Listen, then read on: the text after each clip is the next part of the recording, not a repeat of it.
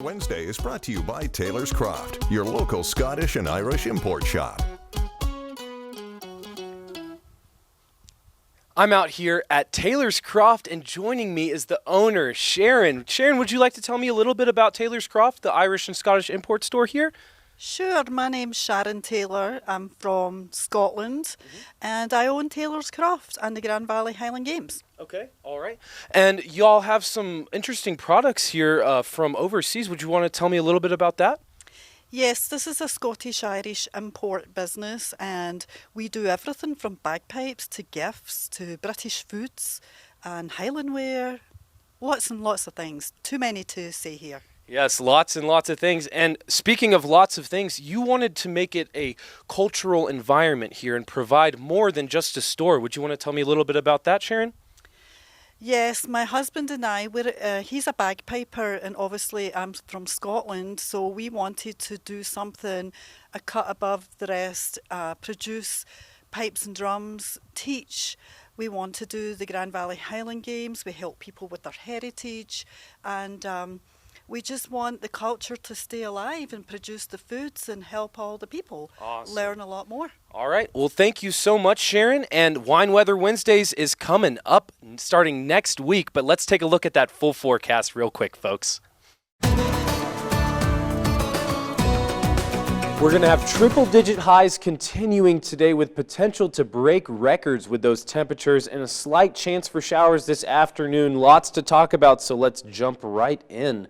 We're going to be warming up quite rapidly, getting into the 90s by noon and then 100 degrees in those later afternoon hours around 4 p.m. for the highs today. We're actually closer to breaking records than we are to the averages for this time of year, for those highs being right around 100 degrees. And we have that high pressure down in New Mexico bringing in warmer air and also a little bit of moisture to tap into for potential cloud coverage, and also a little bit of some storms as well. This will be sticking around through Thursday and Friday. As you can go ahead and see, we're going to get that similar trend as far as that atmospheric flow is concerned. And that high pressure is bringing in warm air, a lot more of that warmer air to the eastern side of the United States, towards the Great Plains region. However, we're getting some warm temperatures in Grand Junction still and the western slope. And you can see how far this is going to be extending out east for tomorrow as well for that heat potential. But we're going to be warming up to triple digits in Delta, Grand Junction, and Moab today. Everywhere else in the 90s and then 80s in the upper elevations in Aspen and Gunnison. And then for tonight, we're going to be getting into 70s for overnight lows, 60s and 70s mostly across the board. These are above average temperatures for the overnight lows for this time of year. And then tomorrow, we're going to be warming up to similar temperatures that we are going to see today. As far as that overall setup, though, we're getting that moisture being moved in the region from that high pressure as well, and that's going to be continuing for tomorrow. Looking at that pollen outlook, grass and weeds are the main culprit for your allergies, as that growing season has kind of slowed down. We've getting a little break from the pollen, and then for that future cast, right around noon is when we can see some showers, and then that'll be extending from 2 p.m., mostly north of that I-70 corridor, north of that Garfield County, around Rangeley, Meeker. Might see something in Rifle. However, these are really small potentials right now for some rain. However, expect some cloud coverage for today. Hopefully this will cool us off throughout the day today.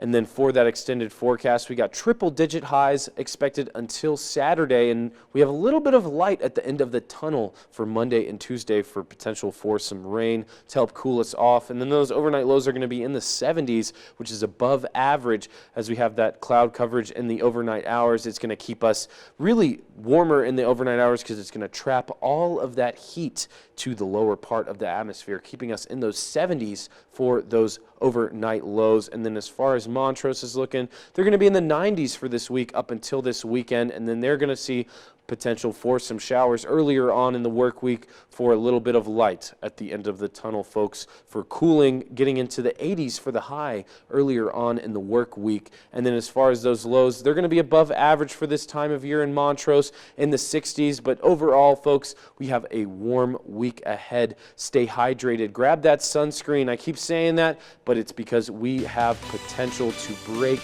records with this heat. Triple digits all week again in Grand Junction, folks, and then a little bit of light at the end of the tunnel. So hopefully we'll cool off early off in the work week next week. but until the rest of this week, expect some pretty warm temperatures.